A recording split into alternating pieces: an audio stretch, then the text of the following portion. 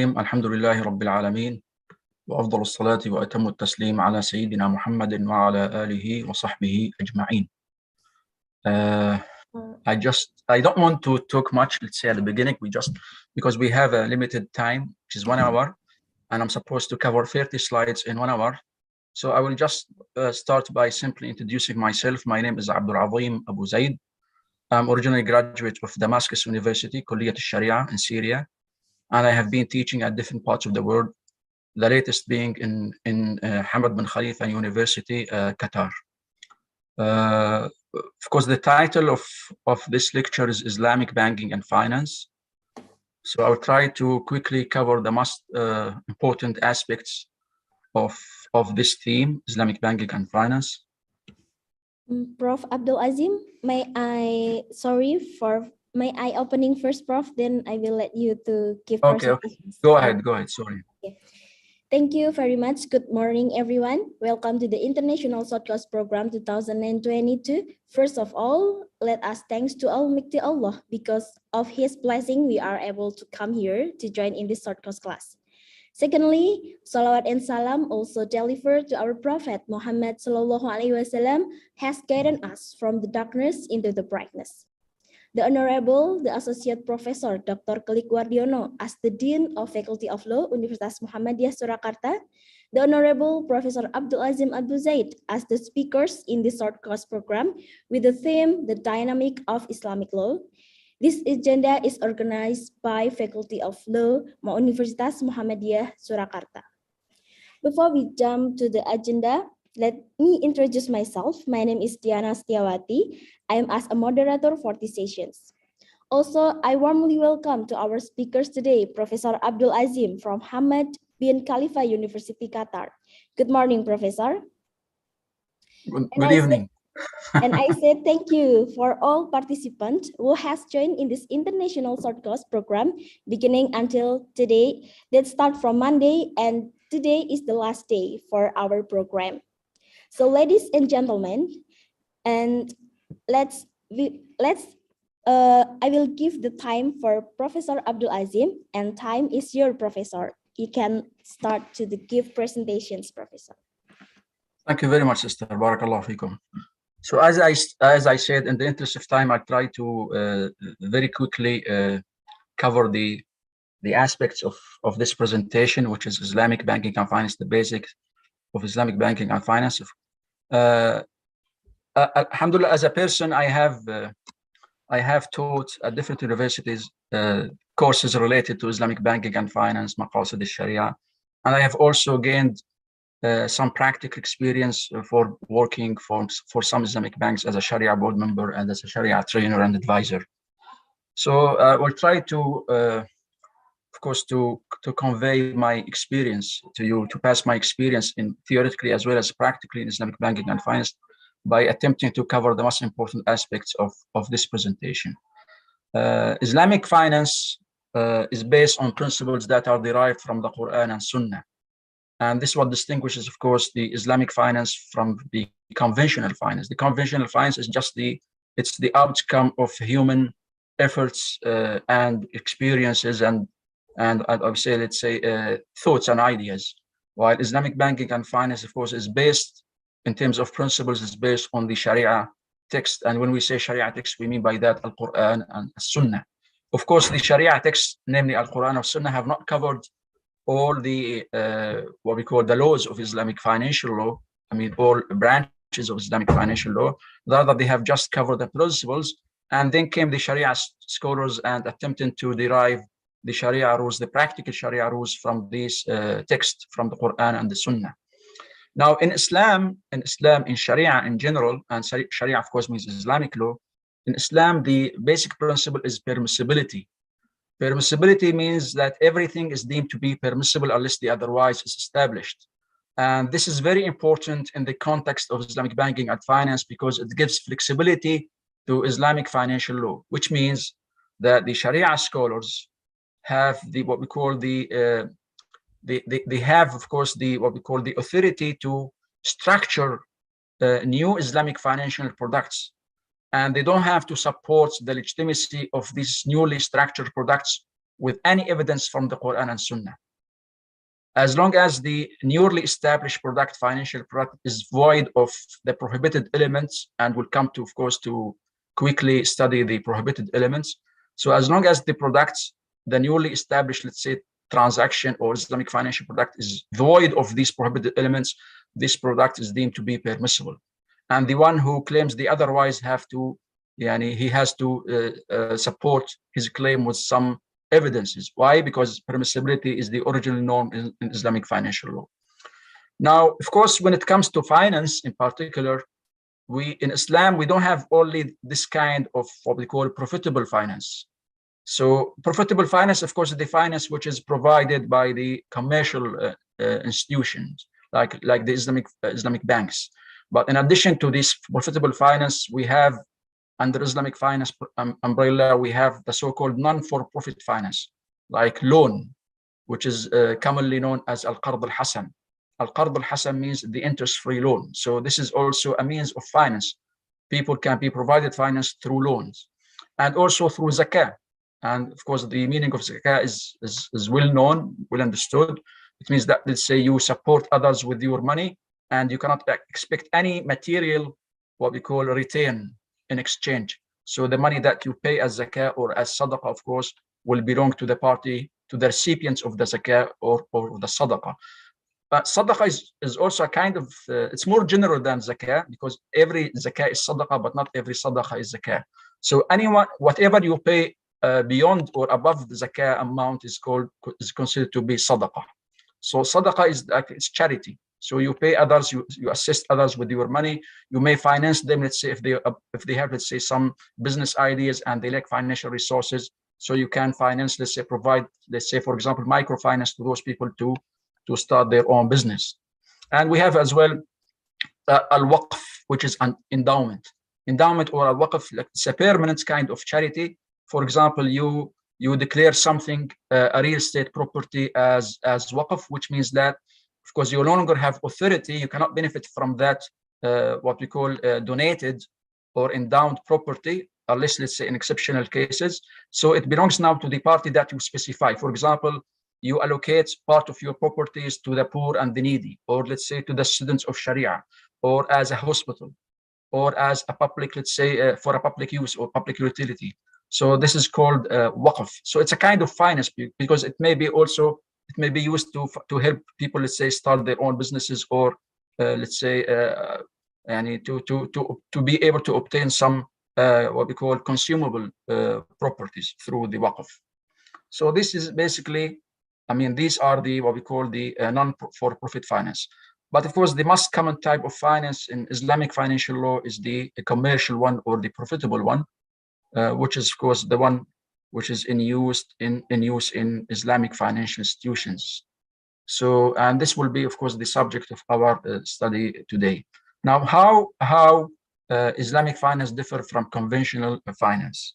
Of course, Islamic modes of finance and investments. Of course, there's a difference between finance and investment, by the way. In finance, you just provide finance to people, not on the profit loss sharing principle, but in investments, you invest the money, you provide finance for the purpose of investment. So you and the recipients of the finance both jointly start a business for the benefit of both. So it's based on profit loss sharing. So Islamic modes of finance and investment are committed to all Sharia prohibited practices. And when we say Sharia prohibited practices, what we mean by that, the commonly known ones, like riba, which is interest. In modern day terms, it's called interest. Sale of debt, which also relates to riba. We have al-ghabn, which is the fraud or cheating. We have al-gharar, which is uncertainty. And finally, dealing in unlawful properties. I'll go quickly through these prohibited elements or practices. So what's riba? Riba has two types. We have normally people, when they hear the word riba, the first thing that comes to their mind is the bank interest. It's true, bank interest is riba, but it's only one variety of riba. We have in Islam two types of riba. We have riba in debt, and we have riba in sale. So we have two types of riba. Literally, the word riba means increase. in Arabic language, the word riba literally means increase.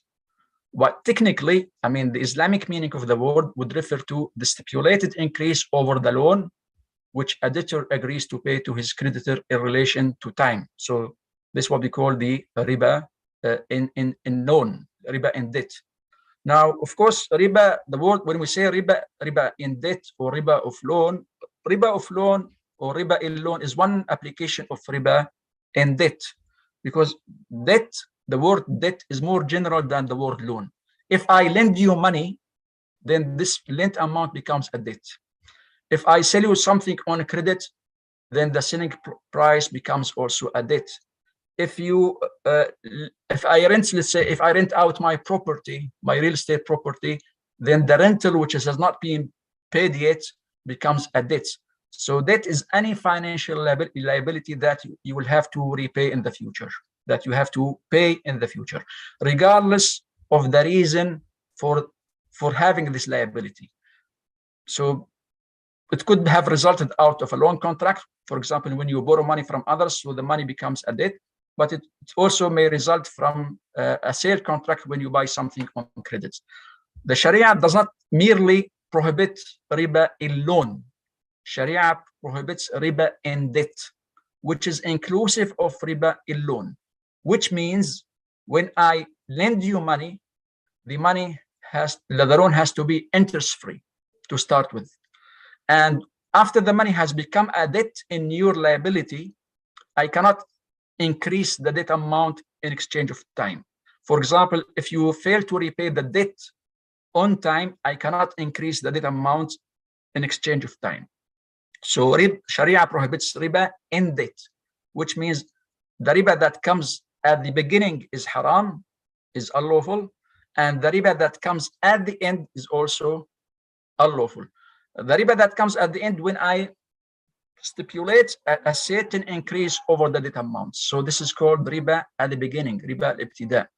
And riba at the end, when the debt has become, let's say the loan has become a financial liability, you are not supposed to pay any extra amount over the debt. If I demand any extra amount, or you, for example, you decide, the offer comes from your side that you will be willing to pay extra money if I give you a grace period, more time, then this amount also tantamounts to riba and is deemed to be tantamount to riba and is deemed to be riba, haram.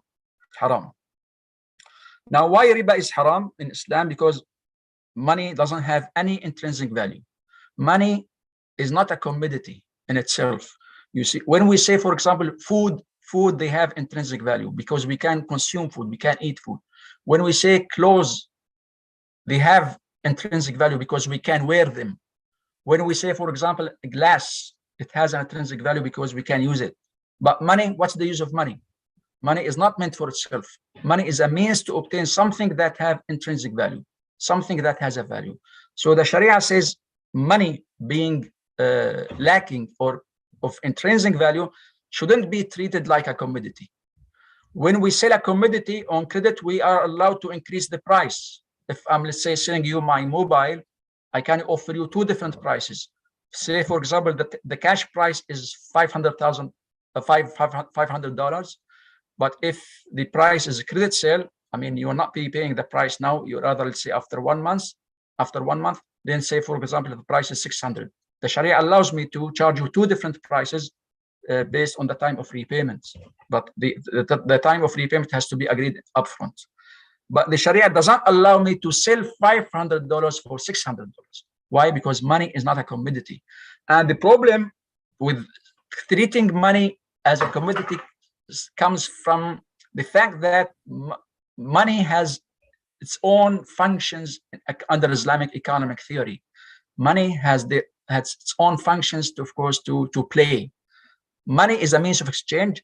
Money is a store of value as a unit of account. This according to the Islamic economic theory and also according to the modern day conventional economic theory. So they said that money has its own functions, of course, in any economy. Now, if we start treating money like a commodity, selling money for money, because the loan contract involves selling money, loan with interest is nothing but selling money for money. When I lend you 1,000 for 1,100, effectively, I'm sending you 1,000 for 1,100.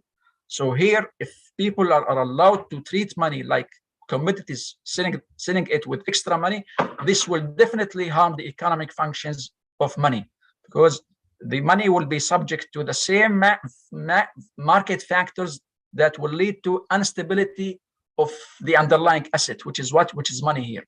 So if, let's say, money is being used as a commodity, then it will be subject to offer and demand laws, offer and supplies.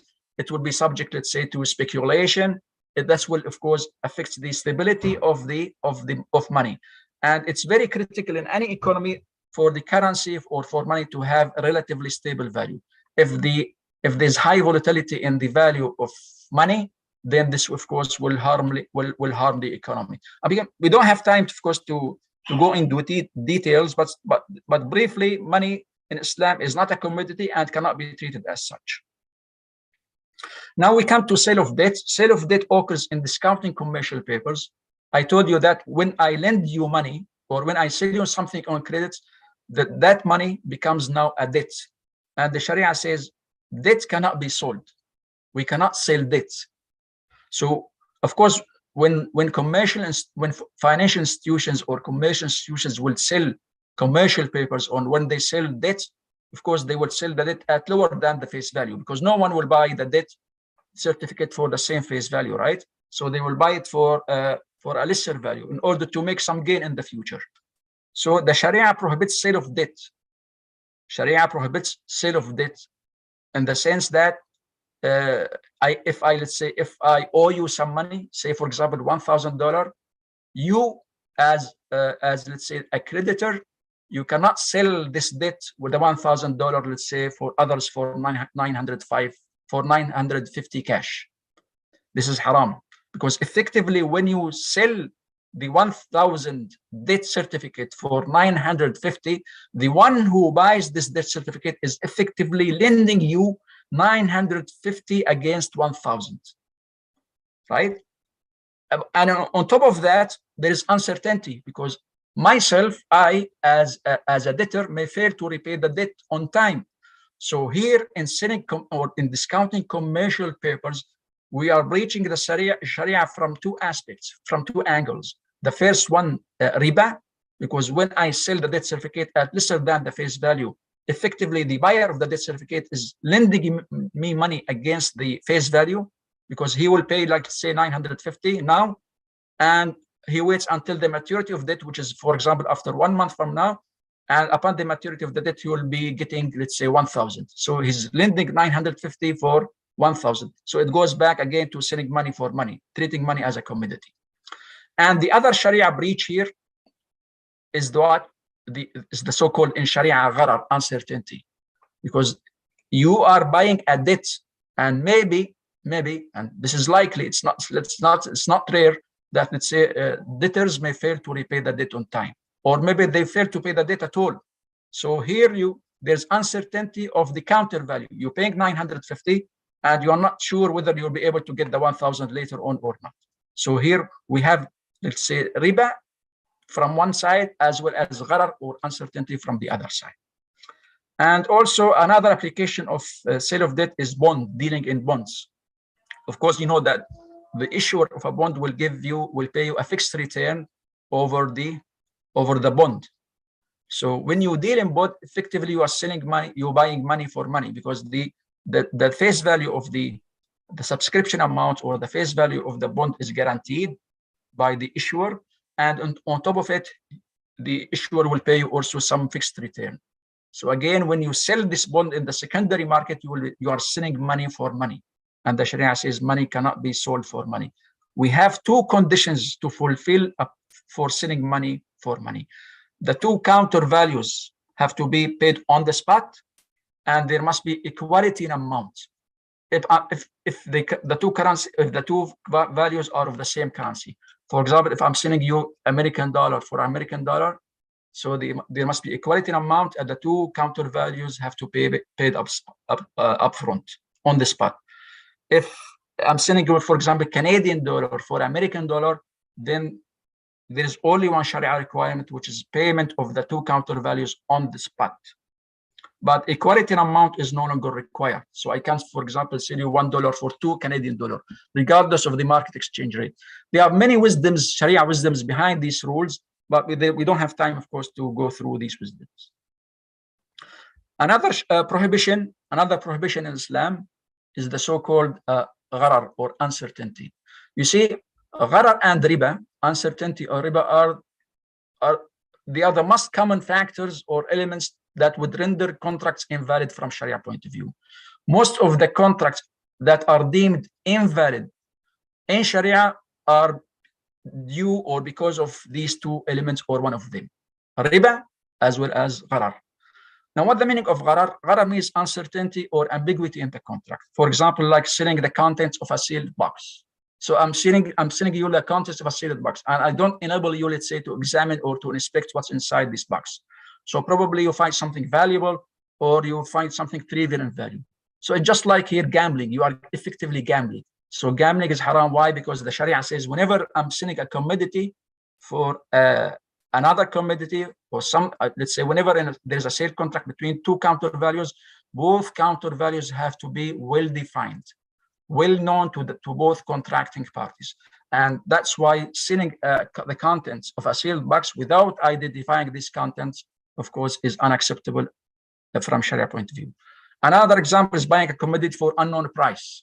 Like, let's say, I buy your mobile for what's in my pocket, what's in my wallet, but I don't tell you how much money is, let's say, in my pocket. So it's, again, it goes back to let's say, to gambling, because you are gambling. You think that, let's say, I have $500 in my pocket, but maybe there's only $1, maybe there's nothing. So again, it goes back to uncertainty, and it's gambling. And gambling in the conventional sense, of course, is the most evident example of gharar. Because in gambling, when you buy a raffle ticket, the gambler is ignorant of the result of the gamble, and the outcomes depends on chance and not on efforts. So the Sharia again says, in any financial transactions, both contracting parties have to be well aware of what they're getting or what they're exchanging. I cannot, let's say, buy something which is unknown or one not well described by the other party. So why would the Sharia prohibit that? Because gambling is an unjustified way of enrichment, and normally lack of knowledge or uncertainty will lead to, let's say, dispute between the two contracting parties. And the Sharia is so keen on eliminating any possibility of dispute in any financial transaction. According to Sharia, everything has to be clear-cut from day one, leaving no room for dispute in any financial transaction, in order to maintain what we call a peaceful and a friendly society where, let's say, there's no hatred or enmity between the members of the society. Now, another prohibited element is the ghabn, which is nothing but cheating or fraud, or it can be defined as deception that lead the seller to underestimate or the buyer to overestimate the price of the good. And it can be divided into two types. So ghabn has nothing to do with gharar. It's not uncertainty. Ghabn here means deception. So one contracting party is exercising a kind of deception or cheating over the other party. And this is, of course, haram, regardless of the magnitude or the size of that cheating, because cheating is haram in principle. It's lying, and lying is haram.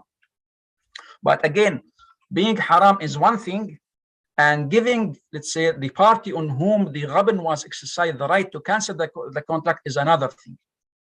For example, cheating in principle is haram. Even if I cheat, let's say I charge you, overprice you, let's say I overcharge you, for example, one riyal or $1 or 1 dirham, which is nothing. Let's say in a deal which is 1 million.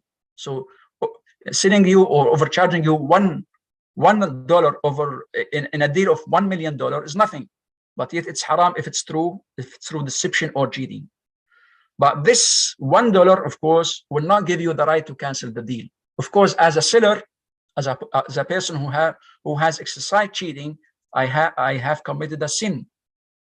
So because cheating in principle is a sinful act, but despite the fact that it's a sinful act, but this will not give you the right as a buyer to cancel the deal, because the size of cheating is inconsequential. It's a minor.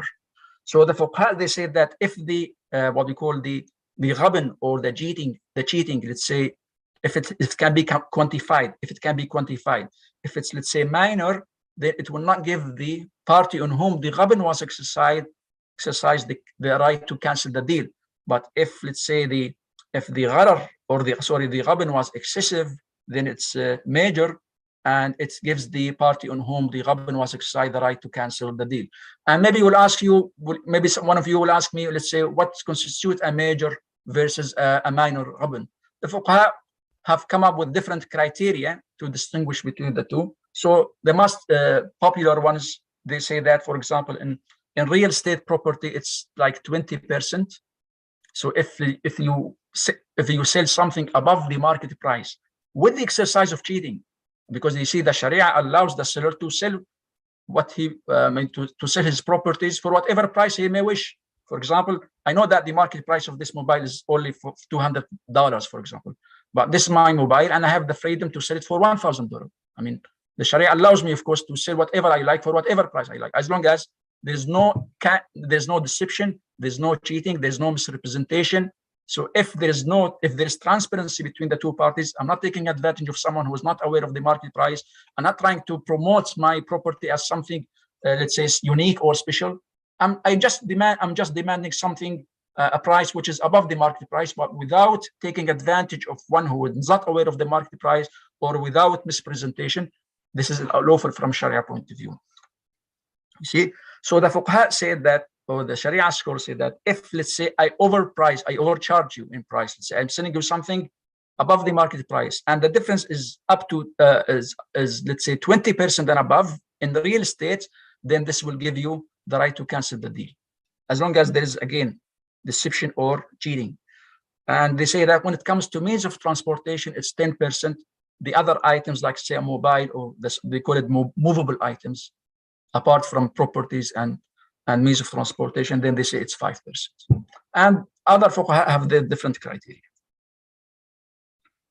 So these are examples of ghabn, like, let's say, covering defects and selling as defect-free, or bidding a price, like, let's say, in auctions, someone will enter the auction and with the price without really intending to buy, just to increase the price over the ultimate purchaser. And finally, dealing in unlawful properties, like dealing in intoxicants, is also unacceptable and will render the contract invalid. Or dealing in lawful properties but used for unlawful purposes. It's not sufficient from Sharia point of view, let's say, just to sell a commodity which is halal. No, you have to also bear in mind, or to take into consideration, that the buyer of that property will not misuse this property.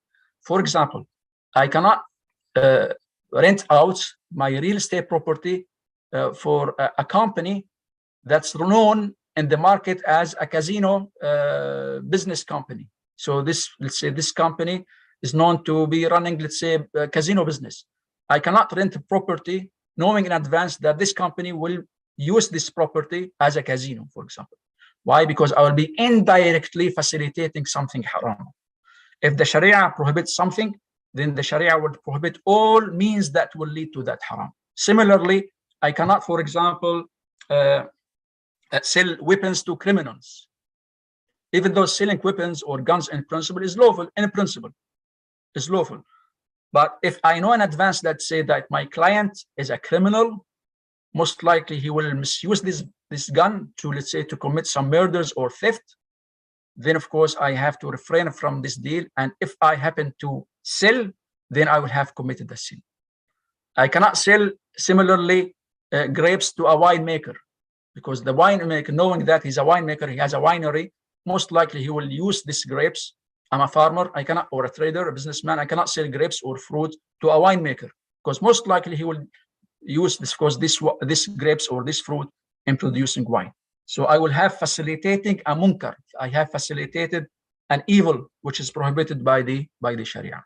So this also place another restriction or constraint on financial institutions in Islamic law, because we have to make sure, or if we happen to know that, let's say, our clients are going to misuse our finance, then we have to refrain from this finance. We cannot provide this finance. But on the other hand, we don't have to question people about the purpose of financing. We're not supposed, from Sharia point of view to ask every single client what you're going to do with this finance. No, we don't have to, because from Sharia point of view, anyone is presumed to be a good person, not misusing, not using the things in haram, unless the otherwise established. So I don't have to investigate and question the client about his purpose of finance. But if it comes to my knowledge, through him or through other means, that he's going to misuse it, then I have to refrain from providing this finance. Now, allegations of similarities with conventional finance. Of course, there are many critiques of Islamic finance. Of course, some criticism is really justified, but there are some what we call criticism of Islamic finance unjustified. So there's justified, rational, it's acceptable, yes, because Islamic finance has not yet fully implemented the Sharia Islamiyah. There are many controversies, of course, harboring the implementation of Islamic finance in Islamic banks. But on the other hand, also Islamic finance has been unjustifiably criticized. So because to a lot of people, they say that what Islamic banking is doing, they say that Islamic banks, they just sell properties and on cash and sell them to clients on credit. So they say that there's no difference between, let's say, giving a client money to buy a car directly. So let's say, for example, there's a client who wants to buy a car, and the car agency, of course, will not be selling the car for on credit. So he will have to seek, let's say, a financial intermediary to be able to acquire that car. If he goes to a conventional bank, the conventional bank will just give money to this client, and the client will use the money to purchase the car directly from the car agency, right? But under Islamic finance, of course, if the financial institution is a profitable one, of course, it will not give you qard hasan, interest-free loan, because it's a profitable institution, it's supposed to make profit. So this, and it cannot give you just money with interest similar to conventional finance. The Islamic bank or the Islamic finance institution will acquire the car for itself, and then will sell the same to you on credits. So you buy the Islamic finance institution again will buy the car on cash, and then will sell it on credit to you. So some people, they'll say that what's the difference between these two scenarios? There's no difference, because they say that the Islamic finance institution, when it sells the car on credit, it's because it will increase the price. So if for example, the cash price of the car is $10,000. So the conventional finance institution will give you $10,000, and with interest of, let's say, 10% over a year. So you will have ultimately to repay the 1,000, 10,000, 11,000. The Islamic financial institution will buy the car for 10,000 and will sell it to you for 11,000. So they say there's no difference. Either way, you will have to pay extra money. So is this to say if this claim or statement acceptable or justifiable? Of course not, because you see, Sharia allows the seller to increase the price based on the time of repayment. I, as a seller, from Sharia point of view, if I have this commodity, for example, I want to sell it, I can offer you different prices. Cash price is, let's say, $10. Credit price, let's say, after 1 month, if you pay me let's say if it's a credit sale for after 1 month, then it's $11. 2 months, $12. 3 months, $13. The Sharia allows me to increase the price based on the time of repayment. But of course, in order to remove ambiguity from the contract, we have to agree on one of these prices. Say, for example, it's $12 payable after 2 months. So the Sharia allows me to do so. Now, why wouldn't the Sharia, for example, allow me to just give you the $10 and you repay me $12? No, the Sharia doesn't allow me to do so. Why? Because credit sale is a real economic activity. It involves risk, and this what distinguishes a sale contract from riba. Riba is not a real economic activity. In riba, again, you are selling $10 for $12 without taking any risk. What kind of risk you take? Well, let's say when you provide a finance on interest, you're taking only one risk, which is the credit risk, the risk of your clients, your debtor failing to repay the debt on time. But this kind of risk can be totally eliminated by taking securities. For example, I'm selling you this mobile for $12, for example, or I'm lending you, sorry, $10 for 12. I can take securities, for example. I can seek, let's say, I can demand a third-party guarantee, or I can, for example, demand a security like let's say, a collateral. I can take, let's say, collateral security. So the Sharia and even man-made laws, all these legal systems allow the creditor, of course, to demand securities to guarantee, of course, the repayment of his finance provision. Now, if the financing was through sale contract, similar to what Islamic banks do when they buy the car, for example, and then sell the car to you on credit, Islamic banks, on top of the what we call credit risk, they are taking some additional risks. They are taking the so-called market risk as well as commodity risk. Commodity risk, because maybe from the time of buying the commodity from its supplier to the time of selling the commodity to the clients, maybe there could be some change in the price. Maybe the commodity, for example, may get defected, or let's say, or maybe it will get stolen or damaged by, let's say. And after the sale contract, the seller remains responsible for what he or she sells. So if I sell you, for I am an Islamic bank, if I sell you a car, if you discover any, let's say, defects in that car, you have the right of recourse to me. So you can come back to me demanding, let's say, compensation, or maybe having the right, let's say, to retain the car. Why? Because you bought the car from me, from the Islamic financial institution. I cannot just, let's say, absolve myself of this responsibility and say that, no, I just sold the car and I have no responsibility. From Sharia point of view, I have responsibility, because I'm not a financier, so to speak. I'm a seller. And the fact that what I'm doing is selling justifies my income. So I have to take responsibility of the sale contract. Sale contract, unlike conventional loan, sale contract comes with liability, comes with responsibilities for the seller. So the seller is taking commodity risk. The seller is taking market risk, maybe because there could be some price change from the time of buying to the time of selling. And there is, on top of that, of course, the credit risk if I'm selling you on credit. So what's the risk which is common in both finance, conventional as well as Islamic, is only the credit risk. And this kind of risk can be totally eliminated. But what remains in Islamic finance is the so-called credit commodity risk as well as the market risk. And you cannot, no matter what you do, you cannot totally eliminate these two risks. And even if you happen, let's say, let's say you sell without effectively suffering that risk, you remain in debt, you remain responsible towards your clients. So for example, if you sell your car as an Islamic financial institution, you may be responsible towards the client. If he happens, let's say, to find any defect in the car, then he has the right, of course, to claim from you. Why? Because you are the seller.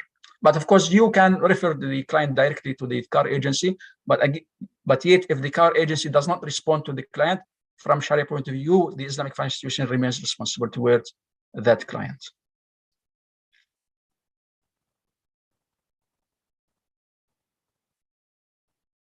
So we have covered these slides now.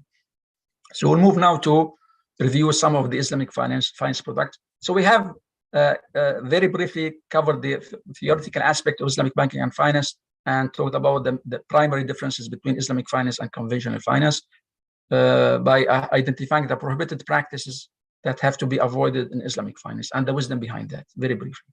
Now we come just to review quickly the Islamic financial products.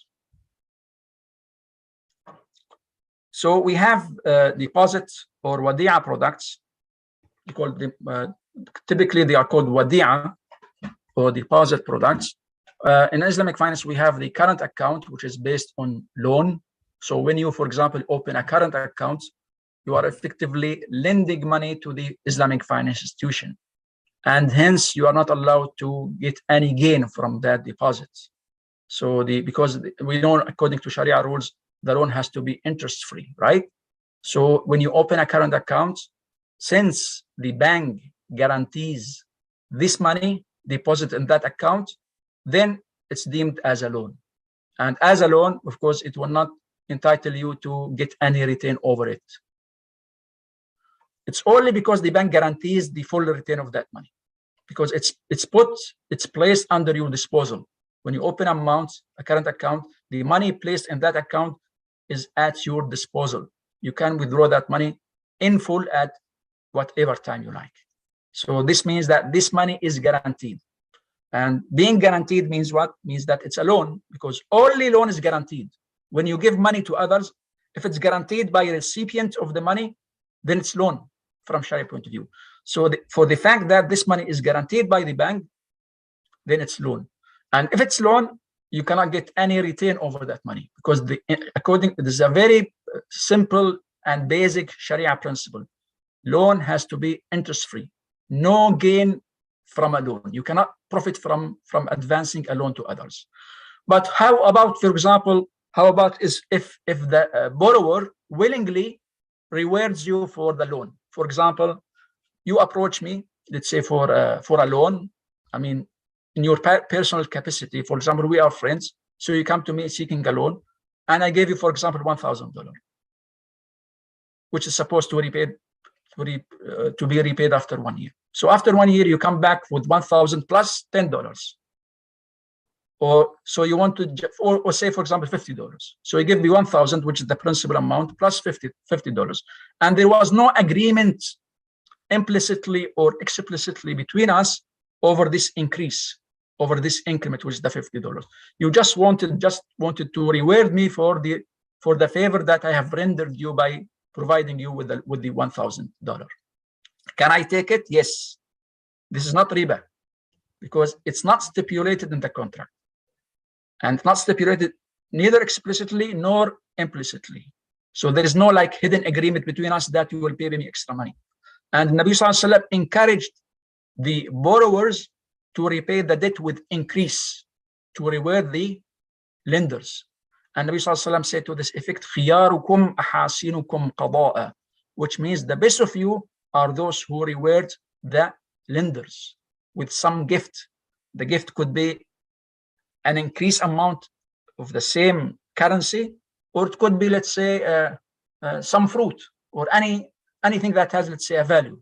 So you want to reward the lender, so you give him some gift, not necessarily for the same kind of the currency of the loan, but it could be any other thing. So again, current accounts have to be are deemed as loan. Why? Because they are guaranteed by the institutions, by the financial institutions, and as such they are loan. So that's why the holders of current accounts are not entitled to any return. But can, let's say, like what happens, for example, in Malaysia. I know about Malaysia, but I don't know about Indonesia. In Malaysia, they give you, the holders of current accounts are given so-called hiba rate. So they give them some hiba, and they call it hiba because they say if it's hiba, and it's not guaranteed, it's not stipulated, then it's fine. Similar to the example that I've just mentioned to you, that let's say you reward, is it acceptable? I would say that if, let's say, if it happens from time to time and it's not taken as an established practice, then it's fine. But if it has become, let's say, an established practice to the extent that, let's say, the depositor would think that he has a legal right to this rate, to this hiba, then it's problematic. And we have, in addition to the current account, we have saving accounts, which is based on mudaraba. Mudaraba is a contract, is a kind of investment contract whereby one party provide money to the other, who is, let's say, skilled, who is an expert in the market, who knows how to invest, he's entrepreneur, while the provider of fund most likely doesn't have market skills, so he doesn't know how to invest his own money. So you have the market skills, I don't have market skills, I don't have any investment skills, so I give you my money and you invest this money for our joint benefit. So let's say if you happen to make a profit, then we'll share the profit according to a certain ratio. So we agree on a certain profit distribution ratio. For example, it's 30% to me, 70 to you, or the other way around, or 50-50, whatever. So this is called, but if there is loss, of course, the financial loss will fall, of course, the fund provider, and the fund manager will not be responsible for the financial loss. But again, he will have lost something because he has devoted himself and time to the investment, but all these efforts tend to be fruitless because he couldn't make any profit. So he has also lost, but he lost his efforts. And so everyone, let's say in Mudaraba, loses what he contributes. I contribute money, so I lose money in case of loss. You contribute efforts, so you lose these efforts in case of loss. Saving account is based on Mudaraba. Why we deem it as Mudaraba? Because there's the bank and saving account does not guarantee the safe return of that money. Doesn't guarantee this money for the depositor. So, and it's meant for investment, so it's Mudaraba. It's Mudaraba in the sense that the bank will invest this money and will share the profit, if any, with the depositor. If there's a financial loss, of course, it will be for the fund provider or the deposit account holder, because this is the rule of Mudaraba. The financial loss will be for only the fund provider. We have time deposit. Time deposit is different from saving account. In saving account, of course, you can withdraw the money at any time, while in the time deposit, of course, it's fixed. You cannot withdraw the money before a certain time. So again, both contracts or both deposits are based on Mudaraba. So the money will be invested by the bank, and the profit will be shared according to a certain agreed upon profit distribution ratio.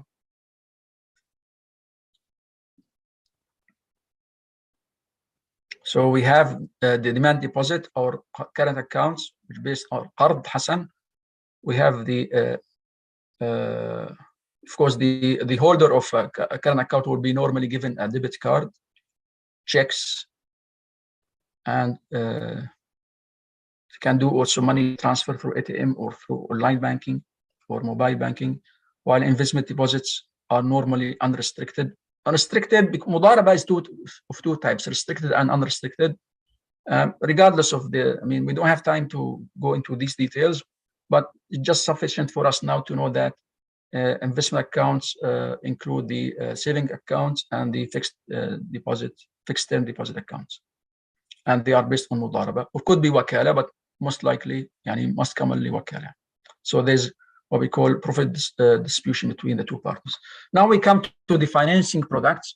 In Islamic banks nowadays, we have the so-called sale-based financing contracts like Murabaha, forward sale, بيع بثمن آجل, or forward sale.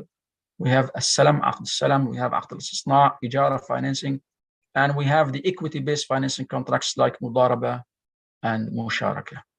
I'll very briefly explain the mechanism of these contracts. So let's start with Murabaha. In Murabaha is typically applied for vehicle financing, for example. So, so here we have an Islamic bank, and we have a supplier, and we have a client. So the clients will promise the bank to buy the commodity. So the customer or the client will identify the commodity of choice, saying, for example, or telling the Islamic bank that this particular supplier has the commodity that I want to acquire. And so the bank at this stage cannot sell the commodity to the client directly, because according to Sharia rules, the seller cannot sell what he doesn't own. A seller is not allowed to sell what he or she doesn't own. So only after you own the thing, you can sell it. So at this stage, I mean, when the customer comes, let's say, to the bank for financing, the bank here cannot sell the commodity directly to the client, because at this point, the Islamic bank hasn't acquired the commodity yet. But on the other hand, the Islamic bank fears that maybe the client, if the Islamic bank buy the commodity, if the Islamic bank is the commodity from the supplier, maybe the clients will default, will not come to conclude a sale contract with the bank. So that's why the Islamic bank will demand from the clients, like let's say, a promise to buy, a purchase undertaking. So they call it in banking terms, purchase undertaking. So based on this purchase undertaking, the client becomes liable in case of default. So let's say if the bank has already secured the promise or purchase undertaking from the client, then the bank will buy the commodity from the supplier and will pay the price on cash on the spot, and then will be delivered the commodity. And then, of course, the bank, after has acquired the commodity, will sell the commodity on Murabaha contract to the client. And Murabaha, of course, by nature is a credit sale. So which means that the and hence the financing, of course. So the clients will have to pay the price in installments to the bank. Now, and of course, the commodity will be delivered, of course, by the bank now to the client. So maybe what happens, for example, if the client defaults and doesn't come to conclude the sale contract after the bank has acquired the commodity? Of course, in this case, the bank will try to retain the commodity to its supplier, or if the supplier doesn't take it, for example, then the bank will try to sell it at the highest price possible in the market. But if the bank, let's say, happens to suffer any loss by selling it at lower than the cost, then the bank, by virtue of this purchase undertaking provided by the client, can demand what we call the actual loss from the client. So, for example, if the bank has, acquiring the commodity has costed the bank, for example, $10,000, but the bank couldn't manage to sell the commodity after the default of the client for higher than $9,500. So there's like here we have $500 loss. So the bank can demand this loss from the client, and this is justifiable in Islamic financial law. Some fuqaha have allowed that. I'm talking about the early generation of fuqaha, not the modern day fuqaha. And after murabaha, we also have another sale-based finance, which is called deferred payment sale. Here, see, unlike in murabaha, the bank will await the client to come and specify the commodity of choice, and only then the bank will acquire that commodity on cash to sell it on credit to the client. But here in deferred payment sale, the bank will have already acquired the commodities that are highly demanded by clients. So maybe from practicing murabaha for so long, the bank will discover that, for example, there are certain commodities that are highly demanded by clients. So why wouldn't the bank just buy, for example, these commodities, having them ready for sale, and when the customer comes, the bank wouldn't have to, let's say, obtain a purchase undertaking, because the bank already owns this commodity. So the bank can sell this commodity directly now to the clients. And by doing so, the bank will have avoided, let's say, the implication of default on one side, and on the other side, the bank can make more profits. Why? Because the bank will not buy just, like, for example, one car. So let's say if a car of a particular model or maker is highly demanded, the bank will buy on wholesale basis. So we'll buy, for example, 20 cars, and maybe will enter into agreement with the showroom to keep these cars for the bank in the same warehouse of the showroom, or maybe the bank will have its own, let's say, warehouse to store these cars. So the bank here can make more profit by getting the so-called quantity discount. So the bank can make more profit. So this is simply the deferred payment sale. So the bank owns the commodities, and when the customer comes for financing, the bank will just sell the car on credit sale basis. Will deliver the car, and the client will have to pay installments. So you see that the banks in both scenarios, in murabaha as well as in Bithaman in Ajil, the bank here is like acting like a trader, and the bank has to remain responsible, of course, for in front of the client in case, let's say, of any problems, let's say, in these finance commodities, in cars, for example. Istisna is a contract of manufacturing. Here we have the manufacturer, we have the customer, and the bank.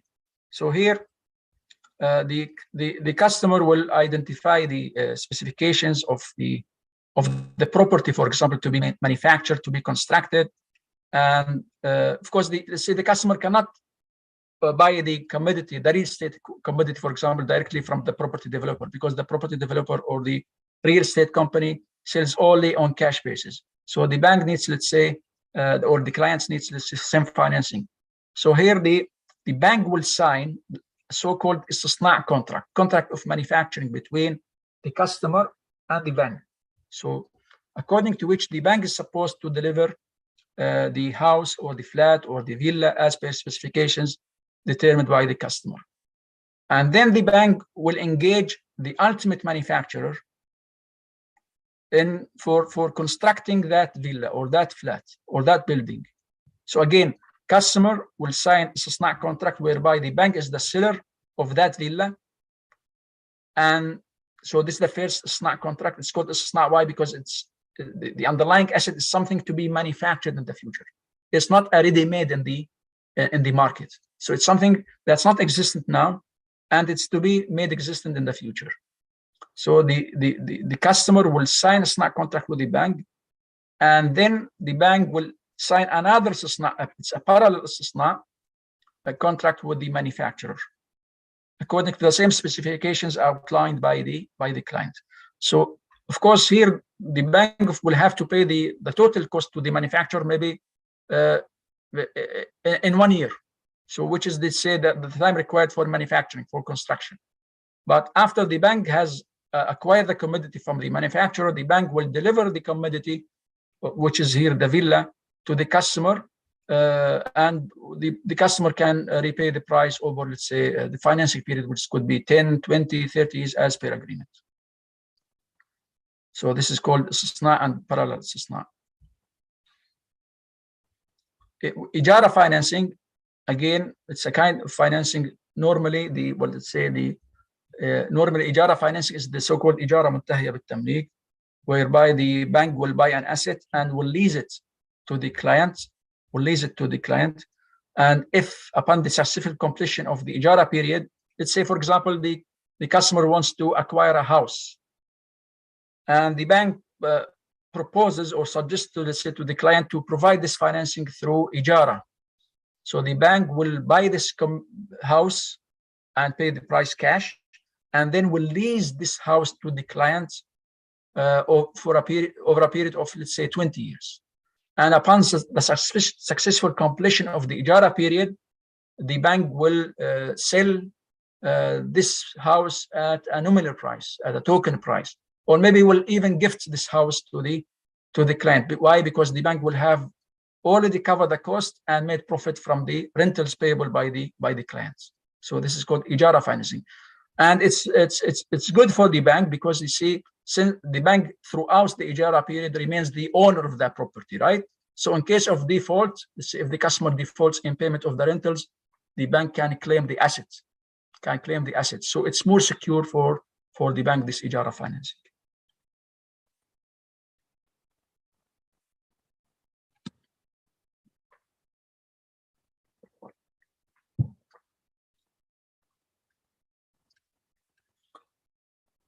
We have equity financing, which is musharaka now. So we're done with the common sale-based financing. So we discussed murabaha, ijara muntahiyya bit-tamlik, salam, istisna, and forward sale. Now we discuss quickly the equity financing, which is musharaka. So we have an Islamic bank, we have a fund user, and let's say the bank will provide financing to the fund user and will share a profit. Of course, the fund user or the fund manager will invest the money, and the profit will be distributed between the two. But practically, I mean, this kind of musharaka is very, very rare in Islamic banking, because there is a trust issue, and the bank cannot, let's say, take the risk of providing, of risking, for example, its own money or the depositor's money by just giving money to people. So that's why the bank prefers to provide financing through the sale-based financing. The implementation of equity-based financing, whereby the bank provide financing to the client on musharaka basis, is very rare in Islamic banks. Why? Because due to the high risk involved in the process. So what's the difference between musharaka and mudaraba? You see, in mudaraba, one party provides finance, the other party provides efforts and skills to invest the money, and the profit will be shared between the two. And the financial loss will be on the fund provider, and the fund manager will lose only his own efforts. But in musharaka, both will contribute money, and both have equal rights in management, and both will share the profit, and both will share the loss, the financial loss. And the liability for financial loss is proportionate to the amount contributed to the capital. If I contribute 50%, you contribute 50%, my liability for loss is limited to 50%, and your liability is also limited to 50%. I contribute 70, you contribute 30% of the capital. So in the same way, our liability for loss will be. We have the so-called diminishing musharaka. It's another form of financing, and it's very close to murabaha. Let's say in diminishing musharaka financing, let's say the bank, let's say for example, the client has already saved some money and he wants, let's say, to pay 25% of the price of the commodity. Let's say it's a house. So say, for example, the market price of the house is $1 million. So the client wants, let's say, to pay 25% because he has 250,000. So the customer or the client will pay this much, and the bank will pay the balance, the 750. And then the 750 paid by the bank will be repaid by the client through the so-called diminishing musharaka, which means the bank share, which corresponds to 75% of the property.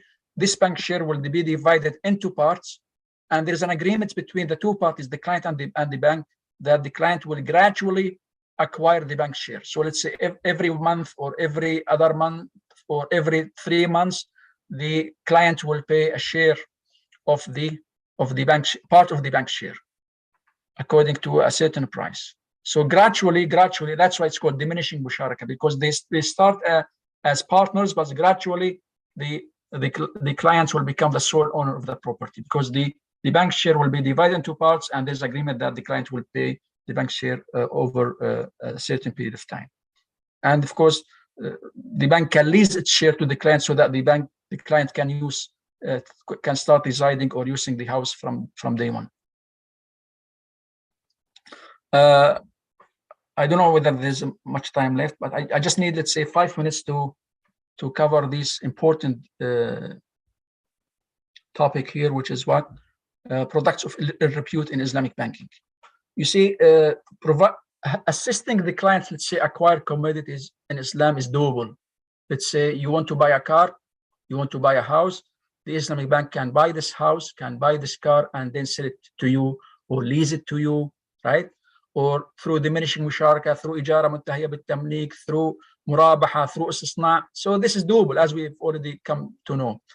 But sometimes the client just wants cash, nothing but cash.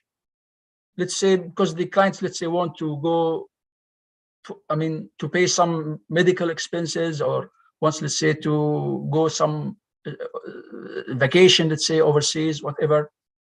There are different reasons for people, let's say, to seek finance, cash financing. Is it doable under Islamic law? No, this is not doable. The bank cannot give you in a Sharia compliance manner cash, because the essence of riba, what's the essence of riba? Is giving cash with increments. And of course, the Islamic bank will not give you cash for free. This is a profitable institution, right? So, of course, logically, justifiably, it will not give you cash for free. It needs to make some profit, because the bank as a financial institution is entrusted by the depositors with their money to invest the money for the mutual benefit of both bank as well as depositors. So the bank is not in a position to just give qard hasan to people. The bank is supposed to make profit. But the problem starts when we try to copy every single conventional banking product. We have to acknowledge the fact that not every single conventional financial product can be Islamized.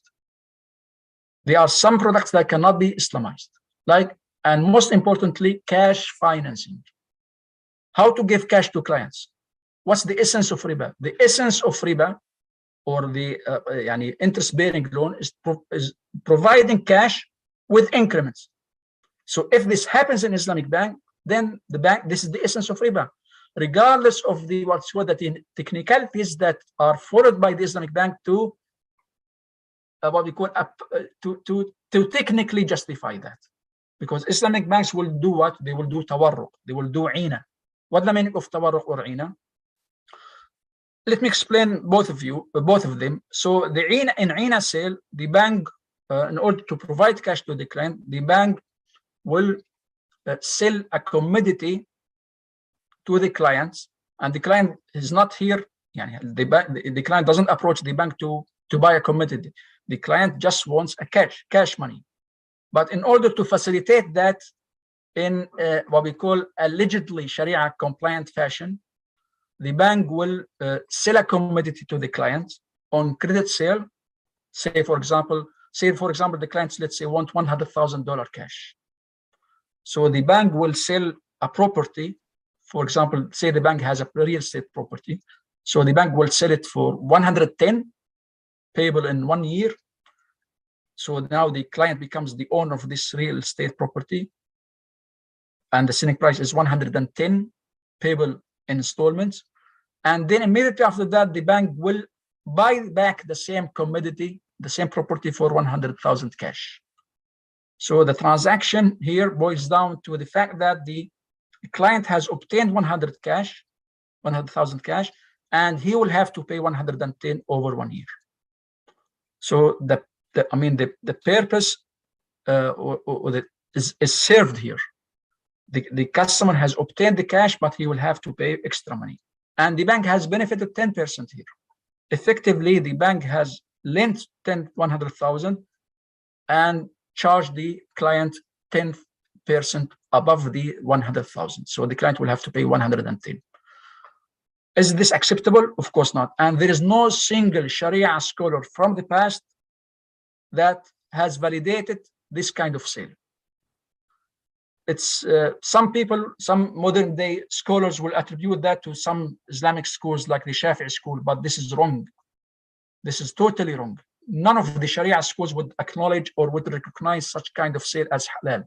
Yes, for some people say this is a valid sale in the sense that it produces legal consequences, but a valid sale is not necessarily halal. Selling grapes to a winemaker is a valid sale, but yet it's haram. Leasing a property to one who is engaged in business, in casino business, is valid sale contract or a valid lease contract, but yet it's haram.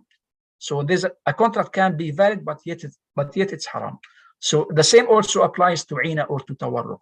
The contract is valid and it was deemed by some fuqaha as valid, but this doesn't mean that it's halal. Valid in one thing and halal is another thing. And Islamic banks are supposed to deal only in halal, not in only valid sale contract. In halal, valid is not sufficient. The contract has to be valid, meeting what the meaning of valid, meeting what we call the legal requirements, the technical requirements of the contract. And halal, it means in essence, it doesn't breach any Sharia principle. It doesn't lead to any harm. It's not a legal trick to obtain things that are haram. So this is the meaning of halal transaction. So this is ina. So ina, when I sell you something on cash, on credit, then I buy it back for a lesser price cash. Tawarruq, when I sell you something on credit, but I don't buy it back, but I find someone to buy it back from you on cash basis. So it boils down again to the same thing. Ultimately, you as a client, will you be getting the 100,000 and you will have to pay in 1 year 110. So whether the transaction involves 2 parties or 3, it's the same, doesn't make any difference. So this is ina and this is tawarruq, which are totally haram in Islamic jurisprudence. So this is the tawarruq.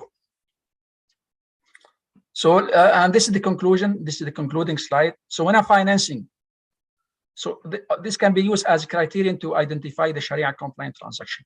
So when a financing model is structured in such a way that secures a guaranteed profit to the financer without taking any risk, or when the financer acts as a creditor who provides money without being involved in the investment process, then the substance is an interest-bearing debt, which is haram. Again, Islam allows only the so-called real economic activities, and by nature, any real economic activity involves risk.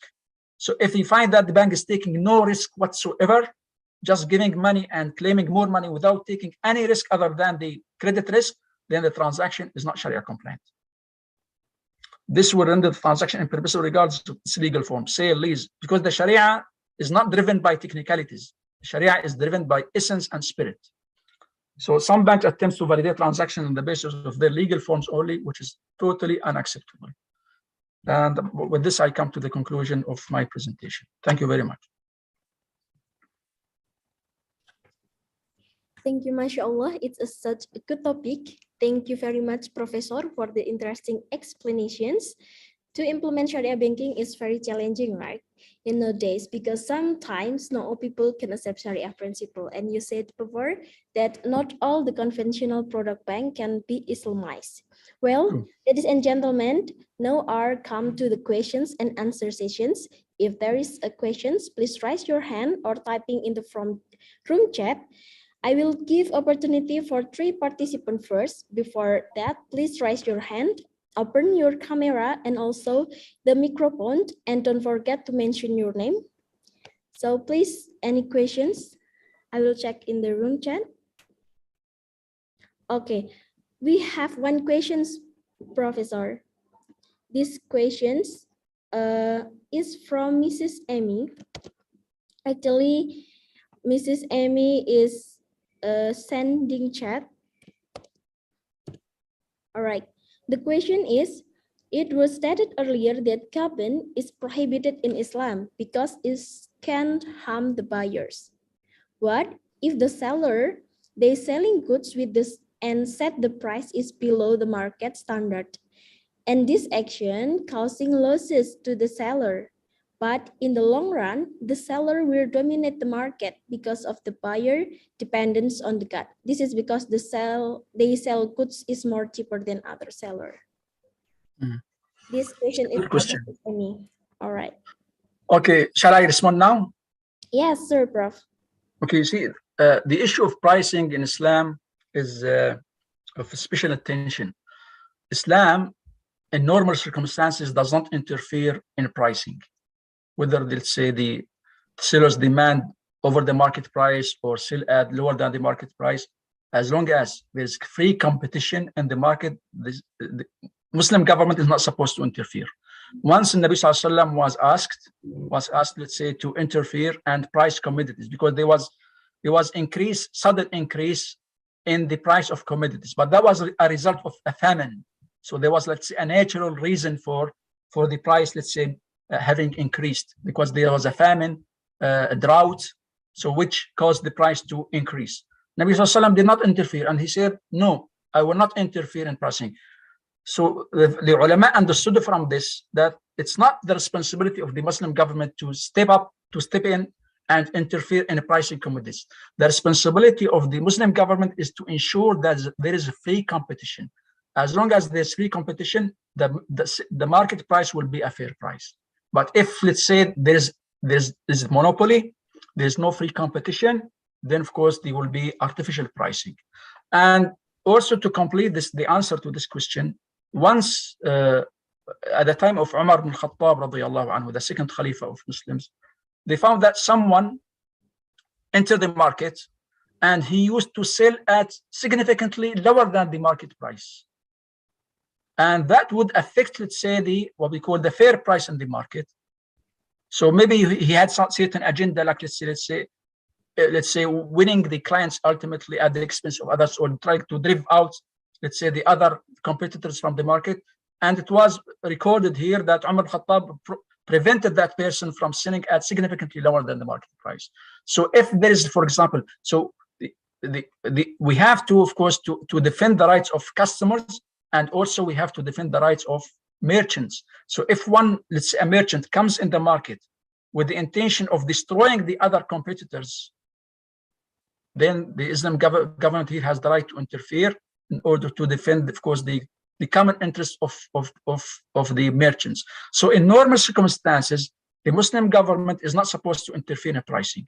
But if, let's say, this would come at the expense of the public, consumers, or the public, let's say, merchants and traders, some will be harmed due to certain practice done, exercised by other merchants, then the Muslim government has the right, in these exceptional cases, to interfere and try to solve the problem.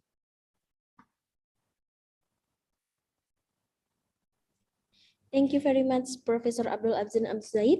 Maybe another questions, please raise your hand or you can type in the room chat. There is another questions? Okay, while we waiting for participants to prepare their questions, let me read some profile. Prof. Abdul, our speakers. Prof. Abdulazeem has a research interest on Islamic law, specialist on Islamic finance, Islamic banking, Islamic studies, Arabic language studies. So if you interest with this topic, you also can read the some book of Professor Abdulazeem. They are active in the books, they read on books or book chapter and also journal. This special topic about Islamic bank. All right, there is another questions. Please raise your hand or type it in the room chat.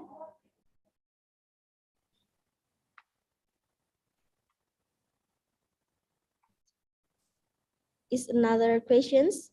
There is another questions.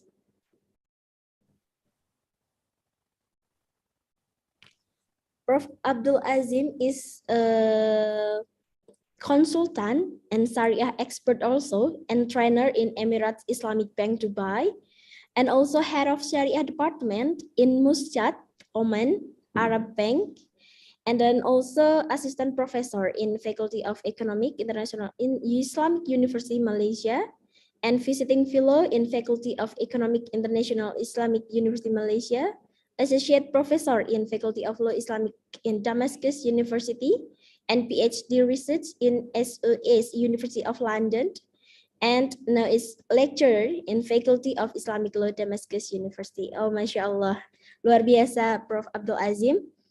Okay, is there is any questions? So if there is no questions, finally, now we have reached the end of this short course program. Thank you very much, Professor, for the great presentations. I hope we can meet again in another agenda. We are so lucky to having you, Professor. Thank you very Thank you so much. Thank you very much, Professor. Thank you, this Barakallah. is our last agenda. And after this, for all participants, please stay in this Zoom room because we will have a closing. So for Professor Abdulazeem, we say thank you again, and you may leave this Zoom meeting. Thank you very much. Shukran. Barakallah fikum. Thank you so much. Barakallah fikum. Professor. Barakallah. Shukran. Assalamu alaikum. Waalaikumsalam warahmatullahi wabarakatuh. All right, for all participants, we will jump to the next agenda. The next agenda is closing ceremony. But before we closing, I will share the presence attendance list.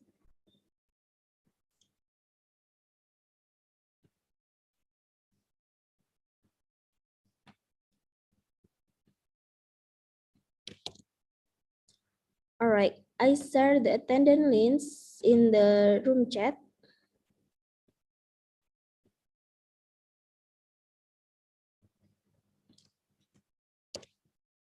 Sorry, Mr. Ihsan, I just read your questions, but the presenter is already leave now. Maybe you can save the questions and we will share the PPT from Professor Abdulazeem.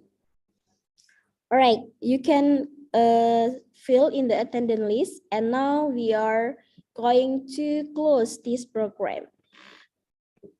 Now we can start our closing ceremony.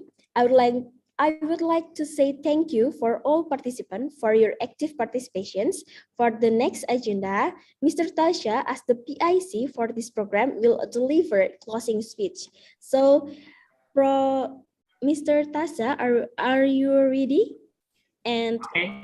All right, time is yours. Okay, thank you, Miss Diana. Does my voice sound clearly?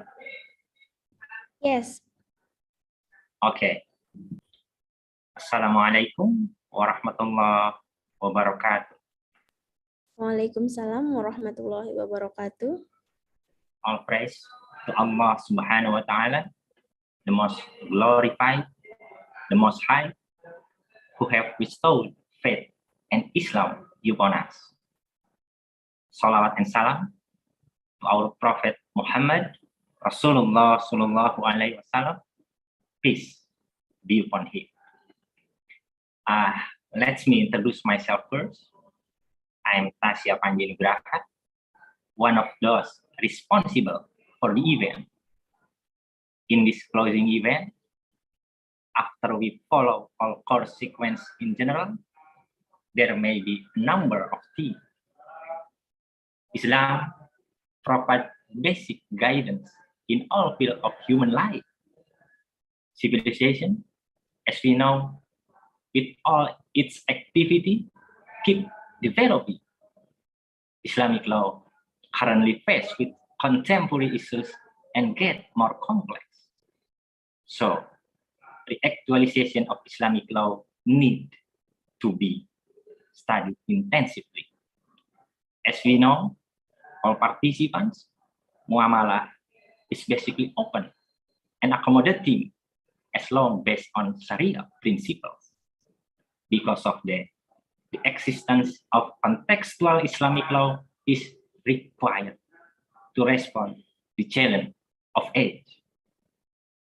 Islam position, as we know, in every interaction line of human life to be connected with vertical dimension as a means of worship, ibadah. Quran and Hadith place human being in an honorable position. Values of justice, brotherhood, caring each other, and respect of human dignity are some of fundamental values carried consistently in Islam. Islamic law as a system need to be comprehensively understood. Dynamization of the Islamic law is not only in Indonesia, but also in many countries. Modernity, as we know too, with various innovation, cannot be approached only with abstract theoretical, but it needs to be said and analyzed methodologically using interdisciplinary and multidisciplinary approach. Participants, Islamic values will be constantly capable, communicating, and being externalized objectively to be comprehensively accepted. Muamalah include all aspects related to human life in field of economy, politics, social life, and of course culture. Interaction among these basically reflect interaction between divinity and humanity. Development must be positively welcome. So, for to all participants, Islamic law can be recognized and accepted more extensively. Relevant to the Islamic law study need to be directed as an effort to solve several needs and contextual issues, of course. Okay, that's only small part. In this closing event, I represent Faculty of Law, Universitas Muhammadiyah Surakarta, Indonesia, especially our Dean, Dr. Klik Wardiono, our Vice Dean, Wardah Yusfin, PhD, and all faculty leaders and committee of short course program. We are very grateful. Thank you very much. Thank you very much to all participants, speaker, our moderators, and all parties. I also apologize to the participants if in the implementation there are still many shortcomings. With the end of the entire series of short course activity, we hope we can meet at another time or opportunity by saying Alhamdulillahirabbil alamin. After participant do post test, we close this short course program. Wassalamualaikum warahmatullahi wabarakatuh. Back to Miss Dian. Waalaikumsalam warahmatullahi wabarakatuh. Thanks for Mr. Tasya for the speech. Now we are officially close this program. For the next agenda is doa that will be led by Mr. Junaidi. Mr. Junaidi, Time is yours. Sorry, we cannot hear your voice.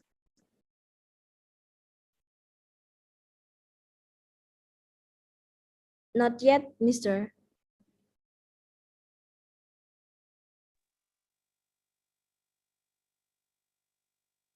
Not yet, mister.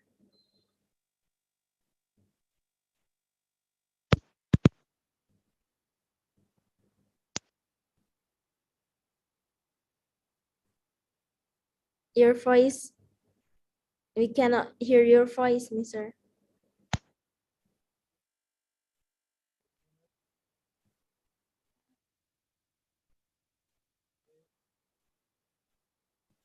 Maybe we will waiting for Mr. Junaidi to fix the problem first.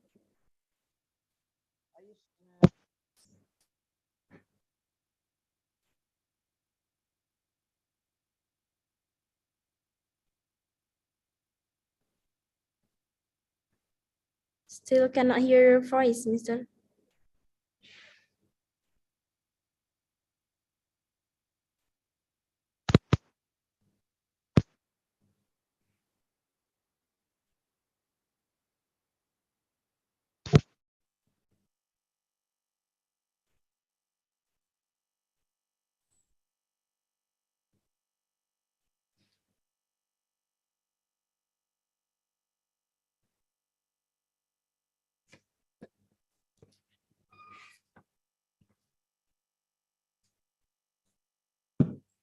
Okay, let us waiting first. Sorry for this problem.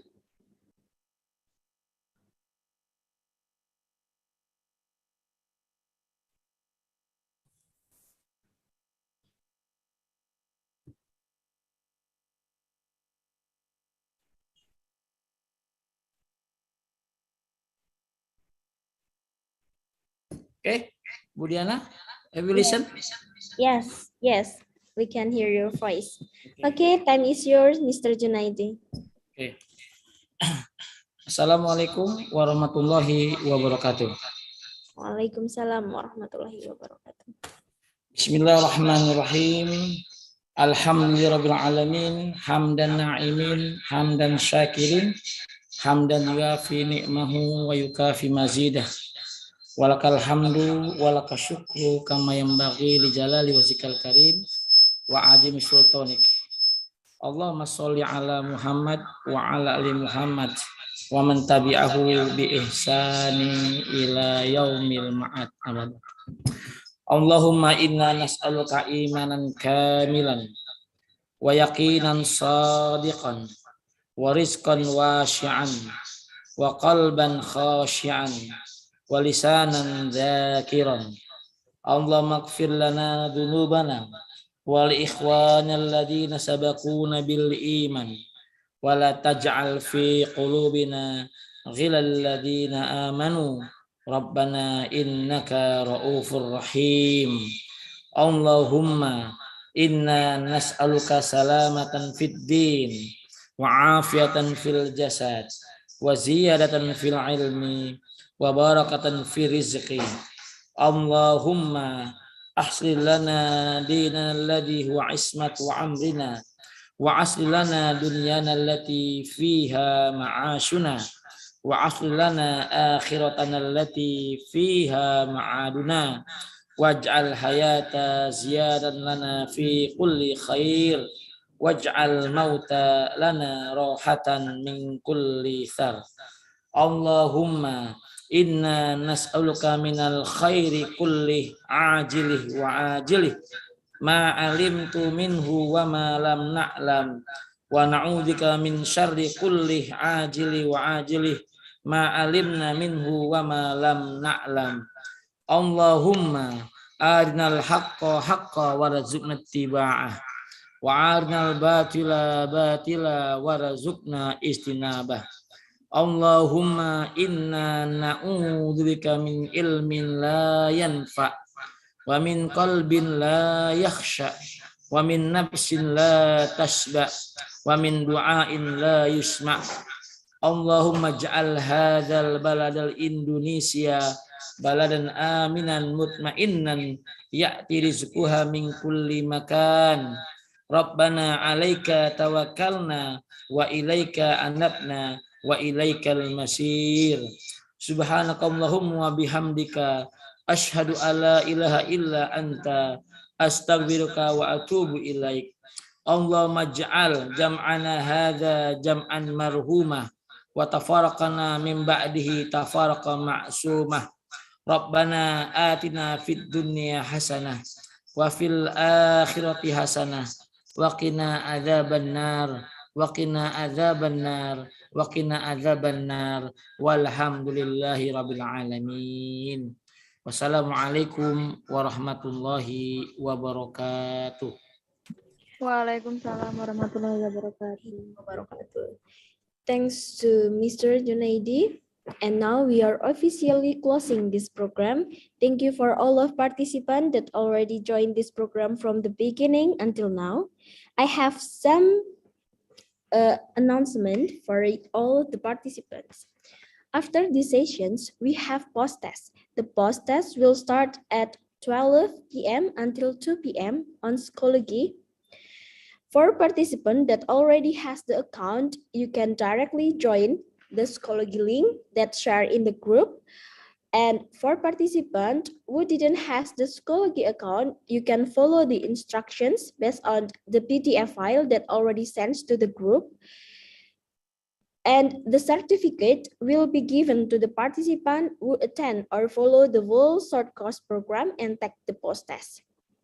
And all these informations we will update and send it for you via email. So I said thank you again for all participants that already joined this program. Let we closing this program by reciting Hamdalah together. Alhamdulillahirabbil alamin. Alhamdulillahirabbil alamin. Thank you very much. And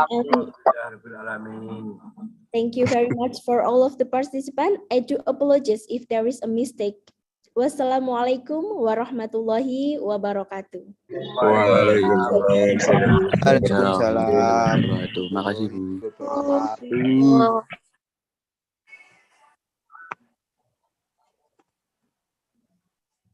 Guys, Pak Budi nanti Pak Budi ya, nanti sore ya artikelnya. Pak Jun, matur nuwun nggih Pak Jun. Nggih.